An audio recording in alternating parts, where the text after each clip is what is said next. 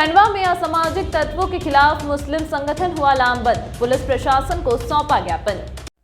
खंडवा शहर जो पिछले कई दिनों से लगातार दहशत की आग में जल रहा है, इस दहशत के खिलाफ खंडवा में ऑल इंडिया मजलिस-ए-इत्तेहादुल मुस्लिम कमेटी के लोगों ने खंडवा में एक रैली निकाल करके खंडवा एसपी कार्यालय तक पहुंचे और यहां पर तमाम एआईएमआईएम के लोग जो है इस संगठन में शामिल हुए और यहाँ खंडवा के एडिशनल एसपी सीमा अलावा से मुलाकात करके उन्हें ज्ञापन सौंपा। ज्ञापन के माध्यम से मांग की कि खंडवा में जिस तरह से इस तरह की घटनाएं लगातार हो रही हैं, आखिरकार इस तरह की घटना के पीछे की वजह क्या है। इतना ही नहीं, जो अंजनी टॉकीज साफ फर्नीचर के पास में शहर के एक इमाम पर जिस तरह से हमला हुआ है, यह हमला एक चुनौती है और इस हमला में जिन भी असामाजिक तत्वों का हाथ है, चाकूबाजी करने वाले इन लोगों के खिलाफ कठोर कार्रवाई होनी चाहिए।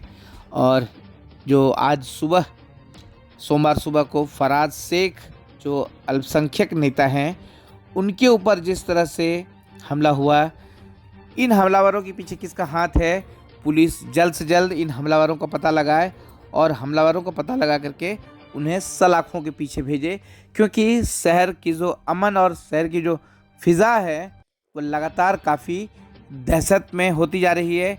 लोग डरे हुए हैं, बाहर के लोग जो खंडवा से व्यापार करते हैं, इस तरह की घटना के बाद वो दहशत में हैं कि आखिरकार खंडवा को किसकी नज़र लग गई है। लगातार खंडवा में अमन और चैन जो है वह समाप्त हो रहा है। यहाँ के तमाम इमामों और जमीयत उलमा ज़िला का अध्यक्ष हूँ। कल जो इमाम के ऊपर हमला हुआ है तो वो बहुत ही निंदनीय घटना है। उसकी वजह से हम सारे इमाम और सारे जो उलमा हैं वो अपने आप को असुरक्षित महसूस कर रहे हैं। ये प्रशासन की कहीं ना कहीं नाकामी है कि वो कठोर कार्रवाई नहीं करता है, इसलिए सिर्फ जो है रिपोर्टिंग होकर और उसकी थोड़ी धाराएँ लगा के जमानतें होकर छूट जाती है ना, तो इसलिए मुजरिमों के ऊपर जो है सख्त धाराएँ लगाए जाए ताकि कोई भी इस तरह की घटना करने को जो है सोचे 4 बार। ये सख्ती नहीं होगी तो फिर समाज के अंदर डर और भय इसी तरह पैदा होता रहेगा और कानून का कोई डर उनके दिल से निकल चुका होगा। इसलिए कानून की बालादस्ती कायम हो। हिंदुस्तान के अंदर, मुल्क भारत के अंदर जो हमको हमारे संविधान ने हक दिया है, उस हक के साथ हमको आज़ादी के साथ जीने दिया जाए और उसमें प्रशासन हमारा सहयोग करे। हम प्रशासन से ये कहने आए हैं। इन पे कार्रवाई नहीं हुई तो फिर क्या करेंगे? अध्यक्ष जिला जमीयत उलमा खंडवा।